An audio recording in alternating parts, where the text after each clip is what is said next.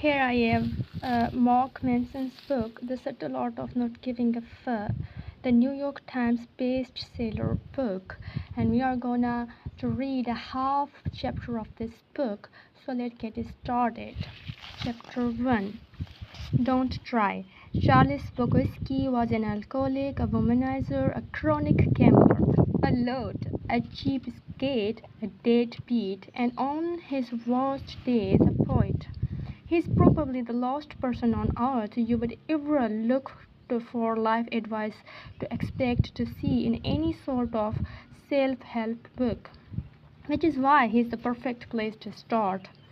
Bukowski wanted to be a writer, but for decades his work was rejected by almost every magazine, newspaper, journal, agent, and publisher he submitted to. His work was horrible, they said, crude, disgusting, depraved, and as the stalks of rejection ships piled up, the weight of his failures pushed him deep into an alcohol-fueled depression that would follow him for most of his life. Bukowski had a day job as a letter filer at a post office. He got paid shit money and spent most of it on booze. He, means Bukowski, gambled away the rest at the racetrack. At night he would drink alone and sometimes hammer out poetry on his beat-up old typewriter. Often he'd wake up on the floor, having passed out the night before.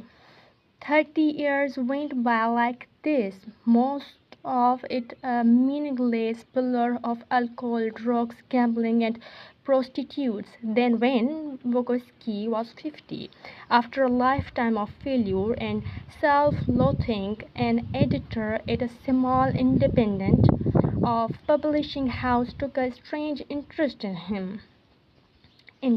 him. The editor couldn't offer Bukowski much money or much promise of sales, but he had a weird affection for the drunk loser.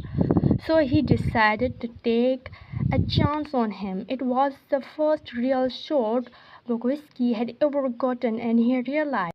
Here I have Mark Manson's book, The Subtle Art of Not Giving a Fuck, the New York Times bestseller book, and we are gonna to read a half chapter of this book.